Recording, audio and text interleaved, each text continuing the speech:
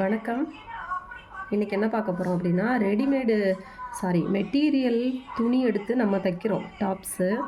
அதில் வந்து நெக்கு வந்து அவங்க பைப்பிங் கொடுத்து ஆல்ரெடி தைச்சி வச்சுருக்காங்க. இதில் நம்ம எப்படி வந்து லைனிங்கை அட்டாச்டு பண்ண போகிறோம் அப்படின்றது தான் பார்க்க போகிறோம். இப்போ லைனிங் நம்ம வந்து எப்பயும் போல் சுடிதாரை கட் பண்ணி வச்சுக்கலாம்.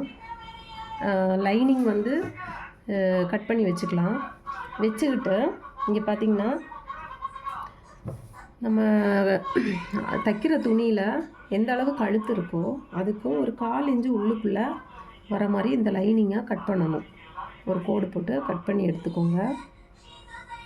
ஒரு 1/4 இன்ச்சுக்கு உள்ளே இந்த நம்ம கழுத்து எவ்வளோக்கு வருதோ அதுக்கு இதில் 1/4 இன்ச்சுக்கு உள்ளே அந்த லைனிங்கை கட் பண்ணி எடுத்துகிட்டு பார்த்திங்கன்னா தெரியும்.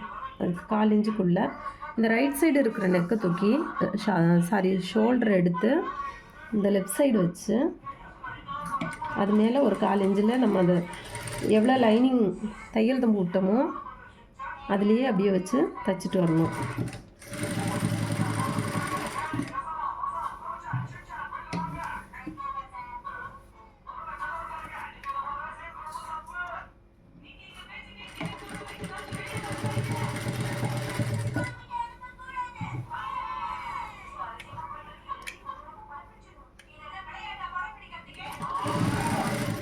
எனக்கு இது வரைக்கும் அந்த மாதிரி மெட்டீரியலில் நெக்கு ஸ்டிச் பண்ணி வந்ததில்லை. இதான் ஃபஸ்ட் டைம். ஸோ அதை ஷேர் பண்ணலான்னு ட்ரை பண்ணி நான் அந்த மாதிரி தைச்சி உங்களுக்கு காட்டுறேன்.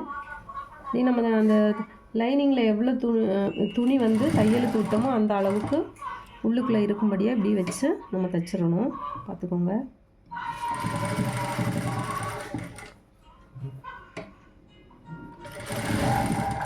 அவ்வளோதான், ரொம்ப ஈஸி. உங்களுக்கு இது மாதிரி நீங்கள் தைச்சிருக்கீங்களா? இல்லை இது மாதிரி உங்களுக்கு தைக்கிறதுக்கு மெட்டீரியல் நெக்கு கம்ப்ளீட் பண்ணி பைப்பிங்லாம் வச்சு தைச்சி உங்களுக்கு துணி வந்துருந்துச்சுன்னா கமெண்ட்டில் சொல்லுங்கள். ரொம்ப ஈஸி. பார்த்தா கொஞ்சம் தைச்சிருவோமான்னு தோணும், பட் தைச்சிடலாம். பார்த்தீங்கன்னா சூப்பராக வந்திருக்கு.